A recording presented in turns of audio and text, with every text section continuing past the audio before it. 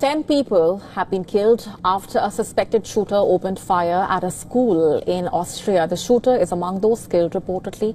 The Austrian Chancellor has declared 3 days of national mourning following the attack, which was reportedly carried out by a former student of the school. During 3 days of national mourning, the whole of Austria will remember the victims of this tragedy. The Austrian flag will be flown at half-mast on all public buildings, and tomorrow morning at 10 a.m. A minute's silence will be observed across the country in silent remembrance of the victims of this terrible act.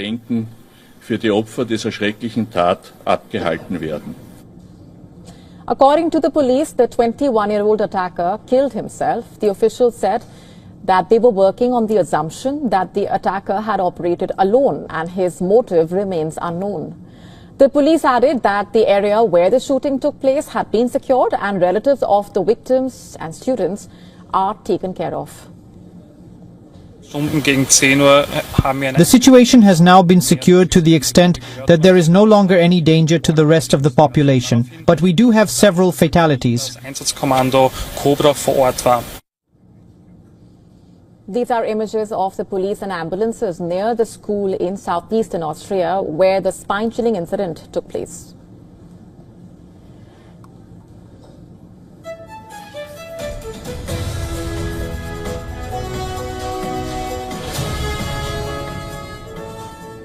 And following the incident, condolences poured in from across Europe.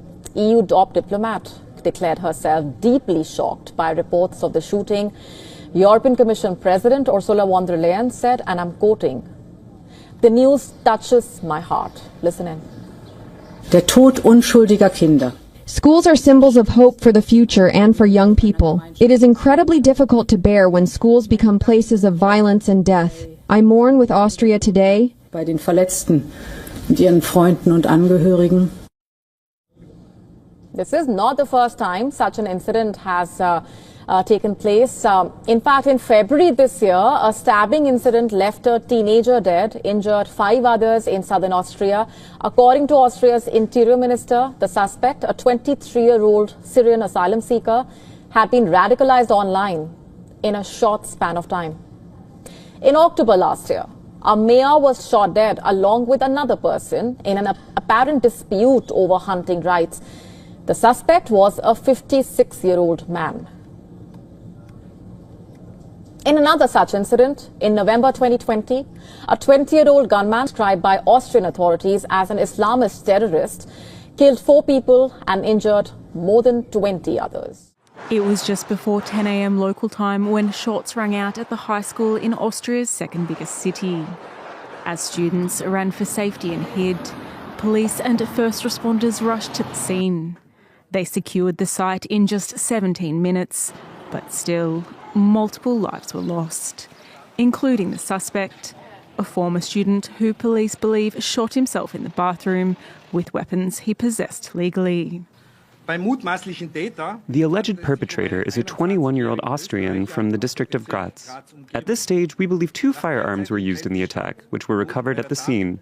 The weapons are now being forensically examined.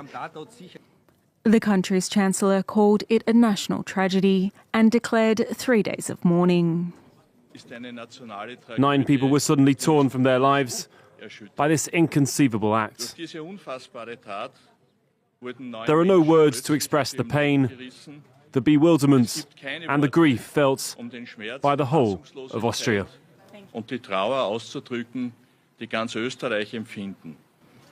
Attacks like this one are rare in Austria. The Alpine nation ranks among the 10 safest countries in the world, according to the Global Peace Index. It is also one of the most heavily armed civilian populations in the EU, with an estimated 30 firearms per 100 persons. Emergency workers did everything in their power to save the young woman. But late Tuesday morning, the 31-year-old school supervisor succumbed to her injuries. Around 9 a.m. in the French city of Nogent, police carried out a random bag check at the entrance to a middle school. For reasons still unknown, a 14-year-old student threw himself at a supervisor and stabbed her multiple times before police officers were able to restrain him. Students were immediately ushered into the school gymnasium. As they left, one of them, still in shock, recounted the scene. We were being searched, and at one point we hear screaming. So there's a supervisor running and a student behind her with a knife who's chasing her. She managed to dodge him at first, but as soon as she got to the gate, she was struck directly. Distraught parents were able to collect their children later in the morning. The public prosecutor also arrived on the scene, announcing that the French government would provide support to parents and teachers. In agreement with the state services, the prefect and the elected representatives, measures have been put in place to support pupils and their families. I would like to thank the emergency services for their mobilization. The suspect, identified as Content G, has no criminal record and is currently being held in police custody. He is due to be examined by a psychiatrist. She talks, flirts, and even gets jealous like a real girlfriend. Remember, you're my one and only, okay? Don't even think about chatting up other AIs. But Mio isn't human. She's an AI-powered virtual companion available 24/7 through the MyMio app. Users can chat with her anytime, choose her clothes, and even adjust her personality. Her creators from the Chinese company Metaloop say Mio can help tackle the loneliness epidemic. When the people feel lonely, or people maybe didn't get connected to the society, or didn't have the girlfriend, or sometimes depressed, so maybe they need someone to move her moves, so then maybe come to the apps and talk to her. The company says Mio provides emotional support, but reactions at London Tech Week were mixed. Well, I looked at her and I thought, stereotypical, men's fantasy. Are we looking at women being obsolete? Others are concerned about the psychological and ethical impact of an AI companion. You get to configure them in a way that really attends to all of your needs. You don't even know what it is that you need. Humans, unfortunately, especially insecure humans, are sometimes not to be really trusted with her. AI companions like Mio are particularly popular in East Asia, where Microsoft's Sure Ice leads the market with hundreds of millions of users. Let's get some truth and fake on the situation. Vedika Bahel is over by the big board. Good evening to you, Vedika. Misleading and fake content about the LA protests is surging like wildfire online, and you found artificial intelligence being misused to inflame the situation. That's right, Mark. Artificial intelligence is being weaponized amidst these mounting protests to mislead and to misinform. So on that note, I want to introduce you to Bob. Bob is a completely AI-generated National Guard soldier who was filming himself on duty to give a behind the scenes of the protest. Now, this was a video on TikTok with over 1 million views and counting. So let's take a look. Hey everyone, Bob here on National Guard duty. Stick around, I'm giving you a behind-the-scenes look at how we prep our crowd control gear for today's gassing. Hey team, Bob here, this is insane! They're chucking balloons full of oil at us, look! Now, as I said, Bob here is completely AI generated. Admittedly, this is one of the better AI videos I've seen here on Truth or Fake, but it doesn't take away from the fact that it is completely synthetic. It is not real, and there are some giveaways. So if we take a closer look at some screenshots of the video, if we take a closer look at Bob's badge here, which should ordinarily show his ranking, instead we have some jumbled up text, this strange lettering here, which does make sense with AI, which often struggles to produce coherent text. We've also got some strange behavior with the traffic lights. It's missing a color in this one, and this traffic light entirely seems to have blended all the colors. If we look closer at the night shots that we saw there in Bob's video, instead of LAPD, Los Angeles Police Department, on the livery of the police car, we have LAPC. Now, the account behind Bob is titled Maybe Not Quite Real. We can see that the account user has created follow-up AI-generated videos, more AI-generated videos of Bob. But in the bio here, it says very clearly that this is an account that produces satirical harmful content. However, that disclaimer isn't visible in any of the captions of these AI Bob videos, nor in the video itself. There's no logo, there's no text visible in the video. And therefore, thousands of people watching this video believe Bob to be real. This is just a snippet of the thousands of comments under that particular video of Bob. Many people were telling him to stay safe. Thank you, Bob, for protecting the country. But of course, we know Bob does not exist. This is AI. And this really shows us, Mark, how important fact-checking is. Because even had users just checked the account that was posting Bob and these videos claiming to show behind the scenes of the National Guard, they would have an indication that this is fake AI-generated content. One of the big problems, isn't it, Vedika, that people look to have confirmed what they think and tend not to look any further. And as you say, people need to really look beyond what they're seeing and think about it. And obviously what you're showing, what you're pointing out to us, really dictates the fact that this is actually something that's been completely manipulated. So it's not just some people misusing AI to create fake content, others are turning to AI chatbots to verify things that they're seeing. But are these results reliable? That's the question, I suppose. Well, not really, because people have been turning to AI chatbots which have been giving them incorrect information. For example, Gavin Newsom replied to President Trump, who had accused him of mistreating the National Guard troops, and said Gavin Newsom shared these photos of troops being forced to sleep on the floor piled on top of one another. Now, these photos are verified. They are legitimate. They are exclusive photos by the San Francisco Chronicle in an article about the protest dated just yesterday. And these are easily traceable via a reverse image search. If anyone had done that, they would have easily found that these photos don't exist on the internet before this article was posted. But instead, people are turning to AI chatbots to ask about the origin of these photos, like this user who turned to ChatGPT. ChatGPT told her that these are pictures from the international airport in Kabul, Afghanistan, dated from 2021. This is false. This is incorrect. These are exclusive photos from LA, as we saw in the San Francisco Chronicle. Other users turned to Grok, which is X's own AI chatbot.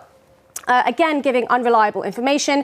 Grok first told one user that these are from Afghanistan in 2021, and then later on went on to correctly source the images as 2025 and refer to the San Francisco Chronicle. So we can see here, Mark, how unstable these chatbots are and AI in general in these breaking news situations. We now get to the latest from the United States on its crackdown on alleged smuggling of bioweapons into America. A third Chinese national has been accused of smuggling biological materials into the U.S. for work at a University of Michigan laboratory. What else is known? Cheng Xuan Han has been charged with smuggling goods into the U.S. and making false statements. On June 3rd, a postdoctoral fellow at the University of Michigan and her boyfriend were charged with conspiracy, smuggling goods into America, false statements, and visa fraud. Yung King was taken into custody by the FBI on June 3rd, while Zunyong Liu departed the U.S. and returned to China.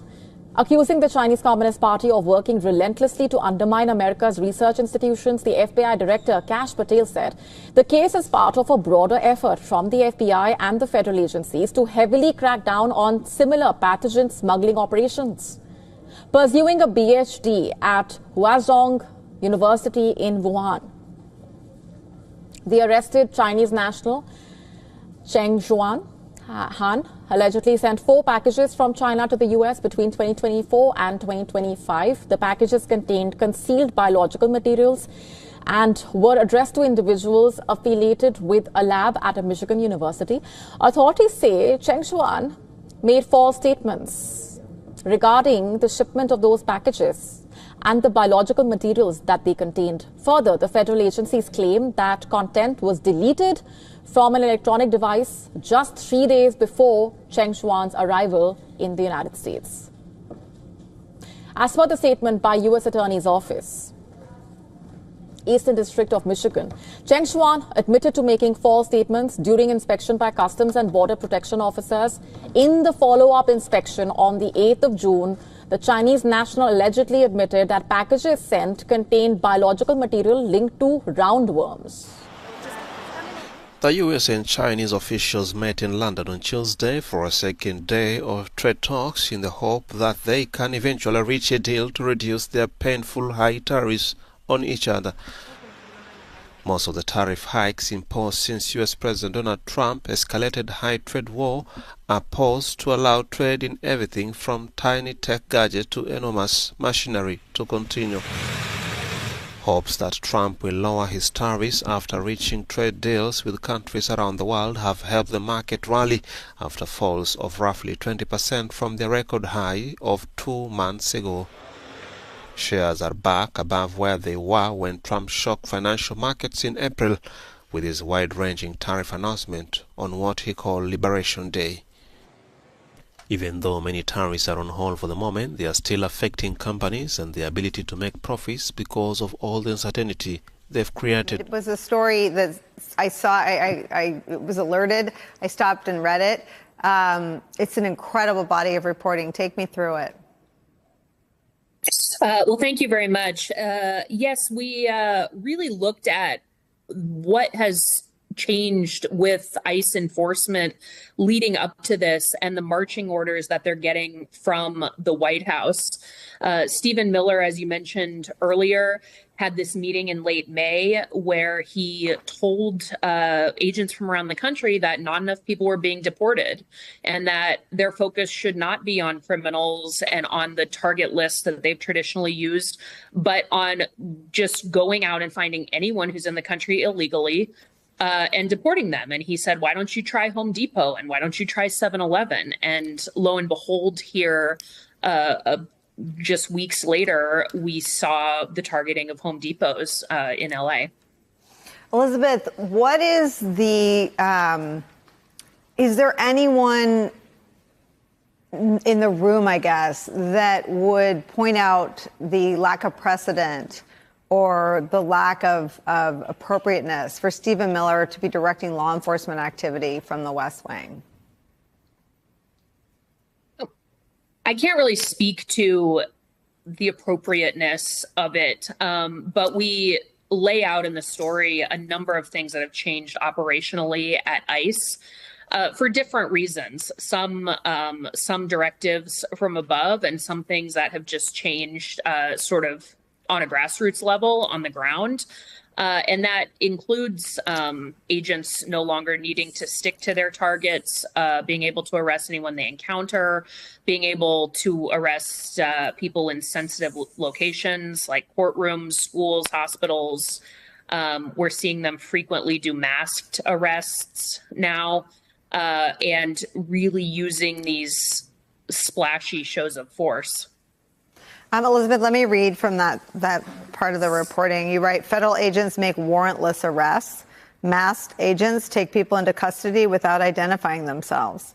Plainclothes agents in at least a dozen cities have arrested migrants who showed up to their court hearings. Across the U.S., people suspected of being in the country illegally are disappearing into the federal detention system without notice to families or lawyers, according to attorneys, witnesses, and officials. In Coral Springs, Florida, at least 8 agents in tactical gear, shields and rifles, surrounded a home with guns raised to arrest a father with no criminal history. In Irvine, California, ICE agents drove a phalanx of military vehicles in the Orange County suburbs to arrest a person, though not for illegal immigration. They were seeking a resident's son who had allegedly posted flyers alerting neighbors to the presence of ICE agents. How widespread and how lacking in facts and evidence before all these kinds of aggressive tactics take place is the current operation? You know, we're seeing these examples pop up all over the country. We're seeing them pop up in a lot of different contexts. And in many cases, the Trump administration and ICE officials themselves are not hiding what they're doing. They're proud of it. They're posting on social media videos of them smashing car windows and surrounding people with guns and the like. And there's a reason for that. It's a strategy to convince people to leave the country, to convince people not to come here in the first place. And they are leaning on these splashy shows of force. So I don't think we've seen the end of them. President Trump asserts that National Guard will remain in LA until there is no danger. If the protests continue, he will also consider sending National Guards to other states. You know, if we didn't attack this one very strongly, you'd have them all over the country. But I can inform the rest of the country that when they do it, if they do it, they're going to be met with equal or greater force than we met right here. U.S. Defense Secretary Pete Hegseth was grilled by U.S. House Appropriations Committee on the cost of deployment of troops in Los Angeles. He made it absolutely clear that deployment of troops for homeland security will expand under President Trump. I think we're entering an even another phase, especially under President Trump, with his focus on the homeland, where the National Guard and Reserves become a critical component of how we secure that homeland and apply those civilian sets across the spectrum. Hegseth said deployment of National Guard and Marines is aimed at protecting ICE agents. But when he was asked about the cost of moving in the National Guard and Marine Corps, he exercised his right to remain silent. Hegseth's grilling before the House committee comes after President Trump said Los Angeles would have burned to the ground if he did not act. On the state front, Californian Governor Gavin Newsom is taking on Donald Trump. Newsom accused Trump of authoritarianism. The political battle from Washington to California comes after President Trump doubled down on troops deployment as soon as the protests escalated. Trump ordered 2,000 more National Guards to be deployed in Los Angeles. Along with this, he has also called in 700 Marine personnel, often referred to as the USS Elite Fighting Force. Earlier, protesters and police came face to face in Santa Ana area or southeast of Los Angeles, where sounds of flashbangs or firecrackers were heard exploding.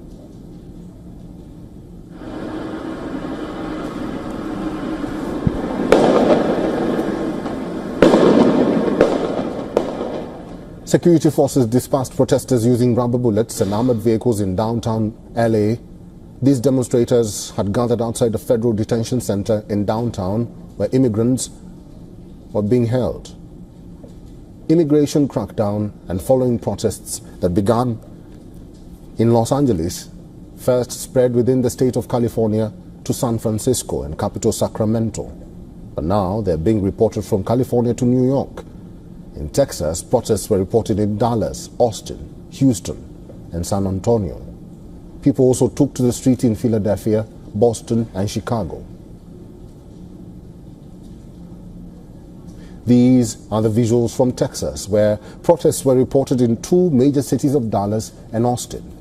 Multiple people were detained after a street showdown with police officers. California Governor Gavin Newsom came down heavily on U.S. President Donald Trump. Newsom slammed the move as deranged and un-American.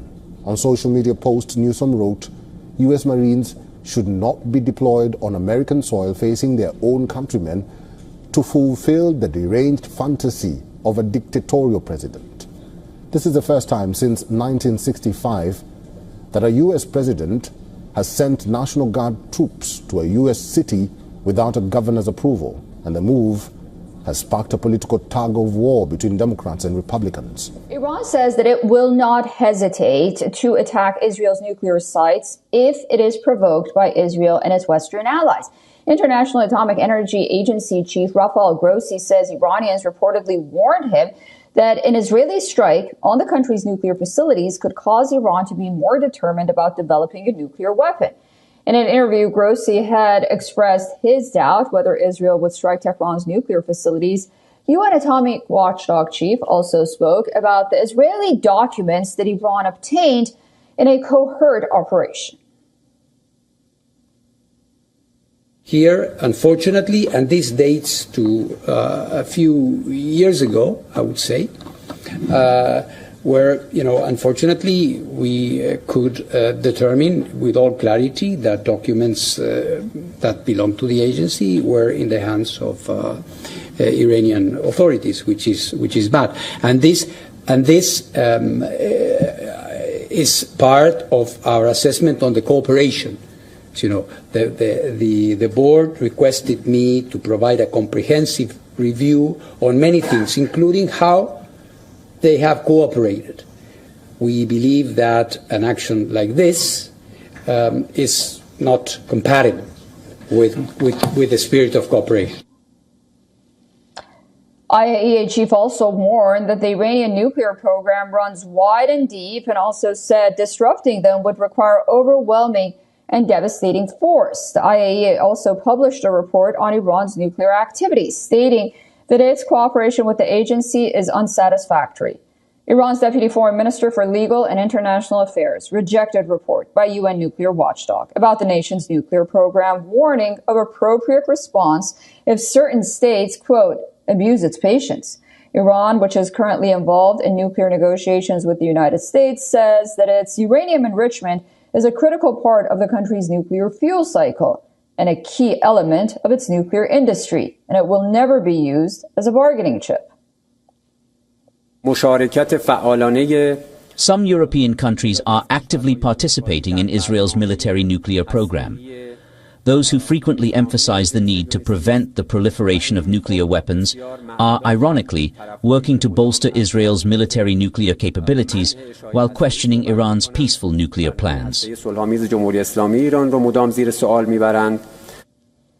Iran's ally Russia has signed an agreement to construct 8 nuclear power plants in the Islamic Republic. According to reports, 4 out of 8 of these plants will be situated in Bushehr.